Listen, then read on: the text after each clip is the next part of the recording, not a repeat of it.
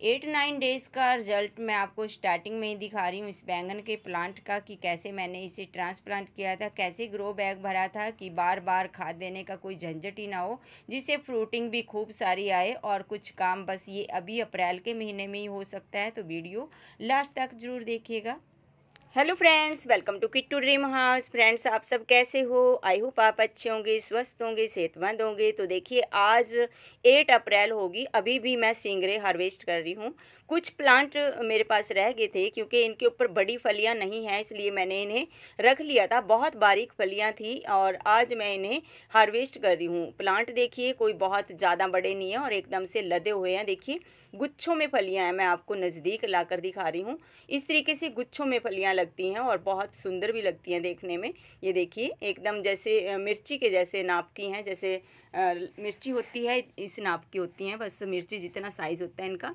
और ये आलू में डाल के, जैसे इसके 2-2 टुकड़े करेंगे हम और आलू में डाल के इसकी सब्ज़ी बनाएंगे। आज लास्ट सिंगरे की सब्ज़ी है मेरे घर में, उसके बाद मुझे सिंगरे नहीं मिलेंगे। इसके भी मैं हार्वेस्ट कर लूँगी। और 2 प्लांट और हैं अभी, यानी कि मेरे पास ये 5 प्लांट हैं, 5-6 प्लांट हैं जो मैं ये आज फाड़ दूंगी और इन्हीं ग्रो बैग्स में भर दूंगी। ये ब्रोकली मैंने हार्वेस्ट कर ली थी, बट मैंने इसे छोड़ रखा था। मैंने कहा और लगेगी, बट अब इस टाइम में अप्रैल में आकर ब्रोकली वगैरह पॉसिबल ही नहीं है कि ब्रोकली होएगी। ब्रोकली या फूल गोभी, बंद गोभी ज़मीन में हो सकती है कहीं जहाँ पे ठंडा इलाका हो थोड़ा, या फिर छाया एरिया में हो जाती है, बट ग्रो बैग में नहीं होएगी अब गोभी वगैरह।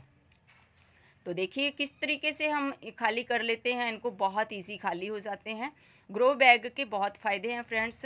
और सिंगरे का मैंने आपको बताया ही था पिछली वीडियो में, कितने बेनिफिट मिले मुझे मूलियाँ लगाने के। और यहाँ पे जो ये बैंगन का प्लांट है, इसे मैं एज इट इज़ उठा रही हूँ। देखिए कितनी लाइट मिट्टी है, जो आराम से ये उठ गया है।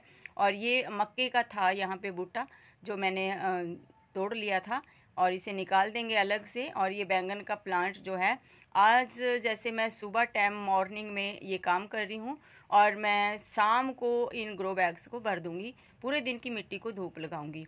ये देखिए 15x17 का ये ग्रो बैग है। 15x17 का ग्रो बैग कितना अच्छा है। जो मुंह का साइज़ है वही नीचे भी इसका साइज़ है।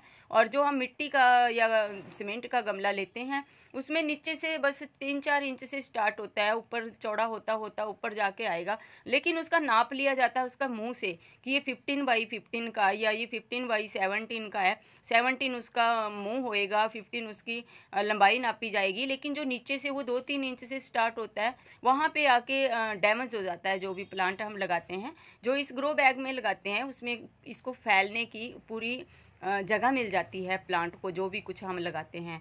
तो देखिए, मैंने शाम तक इसको धूप लगा देनी है मिट्टी को। और मूलियाँ देखिए कितनी छोटी थी इसमें, ये जो मैं आपको दिखा रही। और प्लांट कितने अच्छे अच्छे हो रहे थे, बड़े बड़े। और आज जैसे मैं इसको फुला रही हूँ, यहाँ पे मैं इसको बीच में रख देती हूँ और इसमें मैं वाटरिंग कर दूँगी, ताकि इसमें नमी बनी रहे, धूप के साथ ये सूखे नहीं। और मैं कहीं इसको इधर उधर नहीं रख रही हूँ।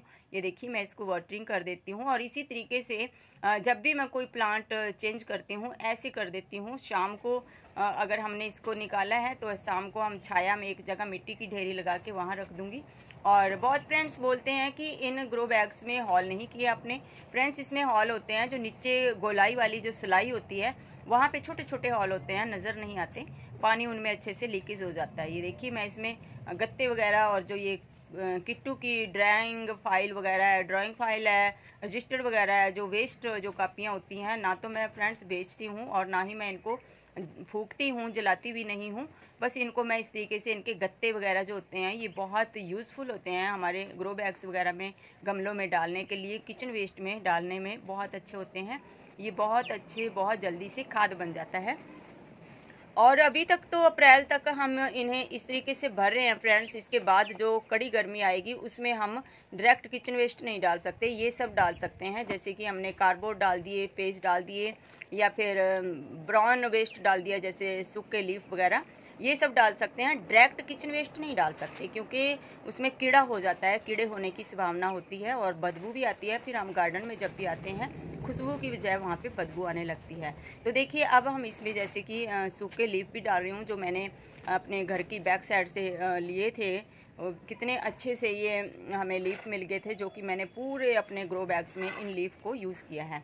और ऊपर से मैं ऐसे ही मिट्टी डाल रही हूँ। फ़िलहाल तो मैं डाल रही हूँ इसमें किचन वेस्ट वगैरह जो मेरे पास हैं, पपाया के पील वगैरह जो भी हैं, ऑनियन पील हैं, पपाया पील हैं, और जो ये हमारी किचन से गार्डन से जो वेस्ट निकलता है, गिले सूखे लीफ वगैरह ये सब, या मटर के छिलके जो भी है, ये सब मैं अभी तो डाल रही हूँ, बट इसके बाद मैं डायरेक्ट किचन वेस्ट नहीं डालूँगी अपनी ग्रो बैग में, क्योंकि इनमें बहुत जल्दी कीड़ा हो जाता है और ये हुमस हो जाती है, इसमें गर्मैश हो जाती है, तो ये प्लांट को जो है साड़ देते हैं। इसलिए अप्रैल के बाद, अप्रैल की अभी 80 डेट है, ज़्यादा नहीं है, यानी कि आधे अप्रैल के बाद हम इन ग्रो बैग्स में डायरेक्ट किचन वेस्ट नहीं डालेंगे। तो इसलिए मैं आपको ये ग्रो बैग भर के दिखा रही हूँ। वैसे तो मैंने बहुत बार भर के दिखाए हैं। मैं सारे ग्रो बैग कुछ इस तरीके से भरती हूँ, फिर वो गर्मी के हों चाहे सर्दी के हों। और इसके बाद से जो भरूँगी उनमें सिर्फ सूखा लीफ डालूँगी। सूखे लीफ डाल के ऊपर एक लेयर उसमें गोबर खाद की या फिर किचन वेस्ट खाद की डाल दूँगी और फिर मिट्टी डाल दूँगी। और इस तरीके से हम अपने ग्रो बैग्स को भरें, जिससे कि हमें बार बार खाद देने की ज़रूरत नहीं पड़ती अपने गार्डन में। बस एक बार जो हमने कुछ लगा दिया उसमें, बस उसी में ही हमें वेजिटेबल मिल जाती है, पूरी फसल हम उसमें से उपलब्ध कर लेते हैं। ये देखिए, ये वाला भी मैं इसमें दूसरे वाले में डाल रही हूँ। तो 2 पॉलीथीन मैंने इसमें डाल दिए हैं 2 डे के। ये किचन वेस्ट अभी तो डाल दिया है, बट ये 2-4 दिन में, 5 दिन में गल सड़ जाएगा। और नीचे जो हमने सूखे लीफ डाले, उसके बाद थोड़ी मिट्टी डाली है, उसके बाद फिर हम ये मिट्टी डाल रहे हैं।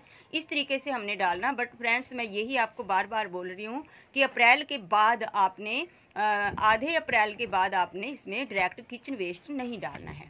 और अगर आपके पास गमला है मिट्टी का, उसमें फिर भी आप बीच बीच में डाल सकते हैं, बट ग्रो बैग में नहीं, क्योंकि ग्रो बैग से बाहर स्मेल आने लगती है, मक्खी आएगी, कीड़े बाहर आएंगे। इसलिए आपने अब नहीं करना गर्मियों में, जैसे कि 2-3-4 महीने ये काम नहीं करना हमने। बरसातों में भी नहीं करना, बाहर से आ जाती हैं, फिर वो गल सड़ जाता है।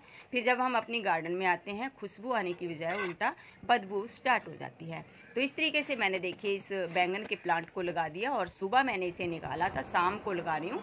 और किस तरीके से मैंने इसको मिट्टी में रखा था, वाटरिंग कर दी थी, और अगर ये ऐसे ही रखा रहता तो ये सूख जाता।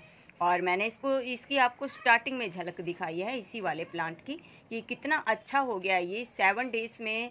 काफ़ी अच्छा रिजल्ट हो जाएगा इसका, काफ़ी अच्छे इस पर लीफ आ जाएंगे, कुछ अभी लीफ हैं।